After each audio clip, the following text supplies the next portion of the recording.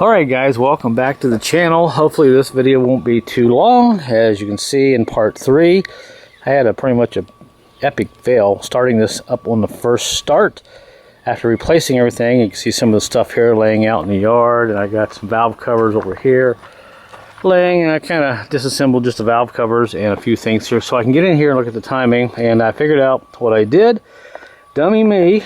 I cranked it over with a breaker bar and got number 1 piston all the way up, and I finally got a spark plug up, and they were pretty hard to get out. I did start it just for a minute, let it warm up. It did help to get the spark plug out. And by the way, there it is. So that's a heck of a gap. I need to check that, but it never really had a problem running before, missing or anything before I worked on it. But anyway, we learn from our mistakes, and I'm not going to hide mine. So on this bank here, the passenger side, like I said, I got number 1 cylinder up and all that. And let's see, on this side, well, we'll start on the passenger side here. The R is right where it should be on that gear. Can you see that without the sun shining? There's a little R with the arrow up, and there's the dark link. Well, on this side, we got a dark link, and we got an arrow, and we got another R. Well, that's not right. On the bottom here, there's a arrow, but on the bottom of the arrow there's a little place, it's like an L. Well, I did not see that. I just thought it was an arrow. So I ended up putting this on wrong. So what I have to do is pop this off.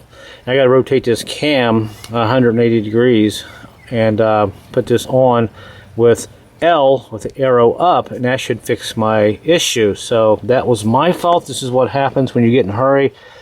But I did some research last night, and it turned out what the issue was. And also, when you turn this around, you have an extra place here in this. We got 1, 2, 3 ears here. We have a 3rd ear sticking up, versus on this side, you only have 2 ears sticking up. So that's what I did. So what I've got to do now, we're not going to tear the front of the engine apart. So here is the old gear that I took off. And I don't know what, in my last video I said there was a dot. Well, there's a dot on the back. Apparently it was hot and I wasn't, thinking right. And of course that's my fault. I should have slowed down. But on the other side here, even on the OEM one, you got an R with an arrow up. And on this side, you have an arrow up. And if you're not looking closely enough, you don't realize that's actually an L with an arrow up. So you can see there's a difference. There's 3-tone ears sticking up, and on this side you got 2. So that is my issue, and I think this here OEM one is okay. But of course, in my last video you saw what happened here, the carnage that happened on this one. Thank goodness I was able to save my cam, but this one spun clear around. And even on this one here, you have a R and an L. So if you buy aftermarket parts, just make sure that you don't do what I did. So like I said, it's my fault, so we're going to fix it. Now what I'm going to do, I don't have a wedge tool. I'm going to see if I can make something or use a big rubber hose and stick down in here and be able to pull this off and rotate this cam. I'm going to have to be careful because I think some of my valves are already down. That one back is down, but I'm going to turn this slowly and see if we can do that. If not, I may have to pop out some of these followers to get this to turn 180 degrees. So basically I want the L on the left side of the driver's side up, not the R, Nathan. Oh, anybody with a brain would have saw that, but apparently I was out to lunch when I was doing this side. So taking all this off here, that was about 45 minutes, and I'm still rocking the old Auto Jar portable little ratchet tools. Pretty nice to have. I think I paid like $40-50 for it. Yeah, I did a review on it not long ago. So before I make a wedge tool and try to figure this out, this side is okay, the timing is good. It's only this side here that I have to work on and try to figure this out and flip this around. So let's try to get this finished up, and hopefully this video won't be half as long as what the last one was. So I got my homemade wedge tool down in there. There is the clothes hanger wire. We'll look at this when I get this out of here. I'll show you how I made it. Got vice strips on here, so I'm gonna go ahead and loosen this nut up. And if something happens, if this wedge tool slips, then I'm SOL. But it's just a simple matter of fact of getting this bolt out here, flipping this cam around and putting L on this side where this brown dark link is, and I should be alright. So, but I got vice grips on here just to help me kind of turn it there. So let me see if I can get this around here and get it off. Alright, we got the bolt out, and by the way, I got a new bolt for this because I got to reuse it. I'm hoping I can get this off. It shouldn't be too big of a deal, but like I said, if my cheap wedge tool slips, I'm in trouble. Put that bolt off the side and grab my little hammer here. This is a nerve-wracking part. I've got a bungee cord here to grab that chain to help me out a little bit. I know I'm not supposed to be using a hammer, but it's just, I just need to tap it just a little bit here.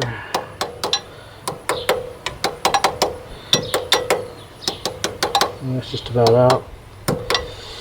And I got my vice grips here just to kind of grab the cam.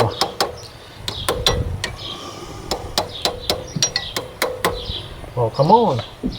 Well, let's just get the right tool to begin with. So see, that cam's trying to move, so I just take vice grips and kind of help it so it doesn't go flying. And there is our gear.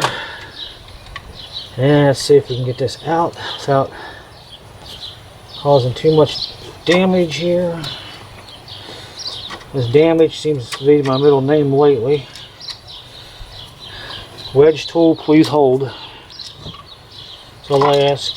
Alright, so put this off to the side. I'm going to take my bungee cord here and just for good measure, keep pressure on it, tension, and there's that. Oh, alright, so there's this. See the cord, see the way the cord, well, the bungee cord, I've got tension on the chain. You can see my wedge tool down in there, and I'll show you that here in a few minutes. So now I need to go ahead and rotate this cam 180 degrees. I'm going to try it slowly first. I think all the cylinders on this side are either all the way down or just about down, so I should have enough valve clearance just to turn this 180 degrees very slowly. So let's do that. And we're just about 180, and thankfully no valves were hit. I can't believe it worked. Oh, hey, let me know where you're watching from right now. Are you in bed? Are you camping? What are you doing? Alright, and we just got hardly any scratches there. So now when I put this cam gear back on, if I'd done it right the first time, the pen is down here on the bottom where it should be, like this, and there's where the L is, and this is where the brown link should be. So live and learn, I guess, guys. So now let's go ahead and get this back on, and I'm going to be excited that I actually done something right today. So we'll go ahead and clean up a little bit here, and we'll wrap this up. Alright, now we'll go ahead and put this together, and this part is nerve-wracking. I think I've said that 6 times in the video already, haven't I? Alright, so grab my chain. Alright, there's the brown link. Slide this back down in here like this. Or was it like this? So I gotta figure out which way. The brown link together here on the L, like that.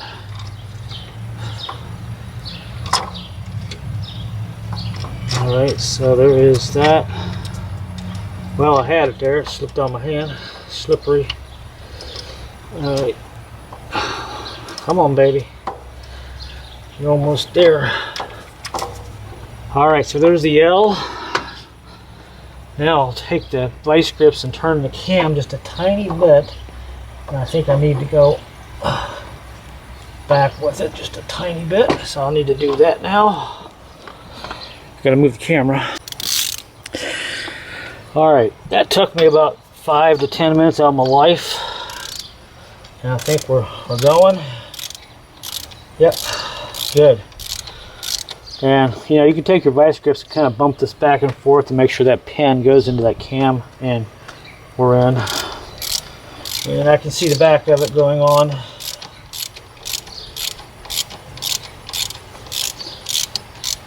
and she's snug. And I can take these vice grips and turn that so we're on time. Whew, I never want to do that again. All right, so here is my wedge tool that I made.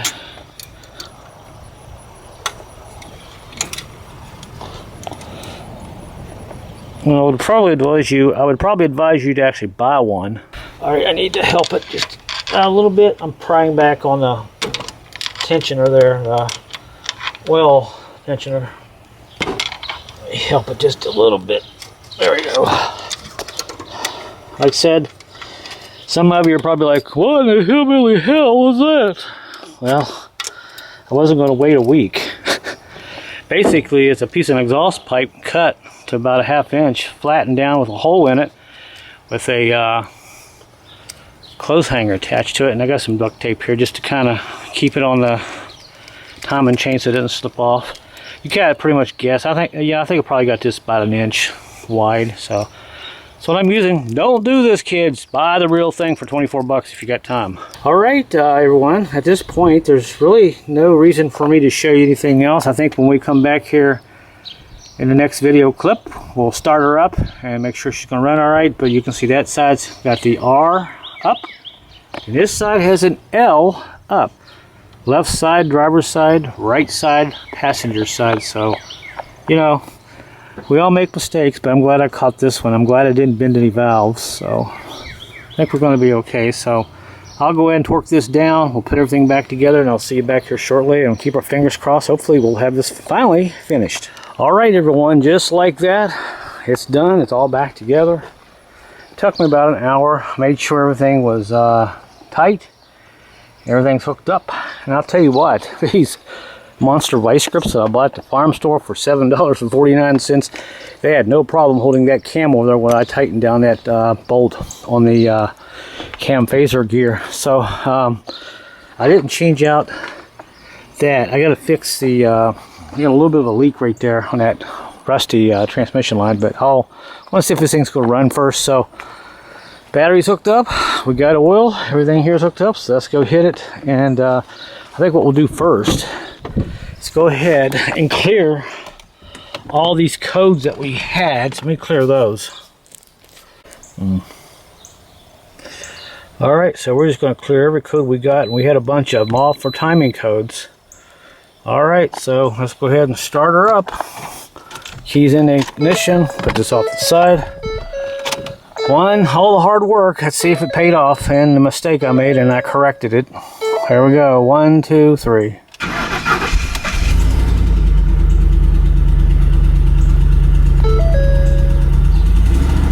Hey, she runs. Well, I'll be daggone. She sounds really good. Got great oil pressure from the Millings 340 oil pump, and like I said, I can't let it run too long because I do have an oil leak. I don't have no mist either.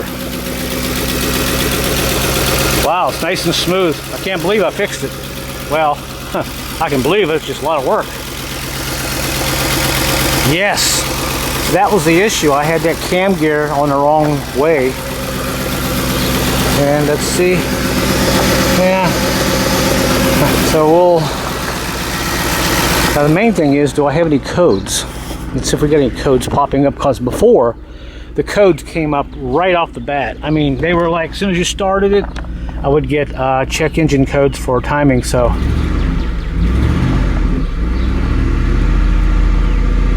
Let it warm up just a little bit here. Sounds good. Put it in reverse. Oh my goodness, it sounds so much better and so smooth compared to what it was. I am so happy. So let's go ahead and hook up the code reader. All right, everyone, it's been about a half hour. Smooth as butter. Starts up on a dime, no problems. The only two codes I have right now are for the camshaft sensors in the front. I think both of these cam sensors in the front are bad because I've cleared all my codes. No other codes came up. The only two codes I got is intake cam shaft position sensor timing, bank 1, And I have one for bank, let's see, bank 1 and 2. So I think both those camshafts are bad. Those are the only 2 codes I have. We know it's in perfect time because it wouldn't be running as nice as it is. But so I think that's all I'm going to have to deal with now. I may go ahead and hunt up, I may test this. I have a tester in there. I'll test this later. But other than that, I think we're done here. Listen, I mean, look how nice it idles. Like I said, I have a little bit of an exhaust leak, but we'll come out here and listen to it. Sounds amazing. So I'm really happy we got this finished up.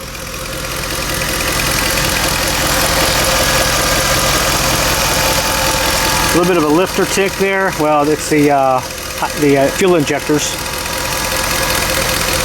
So I think these camshaft position sensors are bad.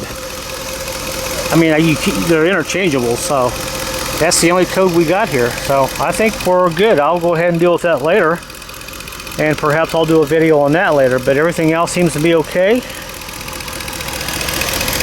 Getting oil down there, she's, you know, sounds really good. So I'm really happy. The only thing I got to do is fix that line. Other than that, guys, we're going to end the video here. So thanks for sticking with me. If you watched all my videos on this, ended up being 4 videos, all because I had a gear backwards. But you can see we're already up to operating temperature here. We'll shut it off, take the key out, and listen how nice it starts. So we know the timing's perfect now. Alright, so I guess that'll be it. So it goes to show, if you just hang in there, you can get things done. So my next project will be to get her cleaned up, get some new tires on it, actually start driving it. I think it's going to be a really nice truck. So thanks a lot, you guys, for watching and all that. Until my next video, I will see you later.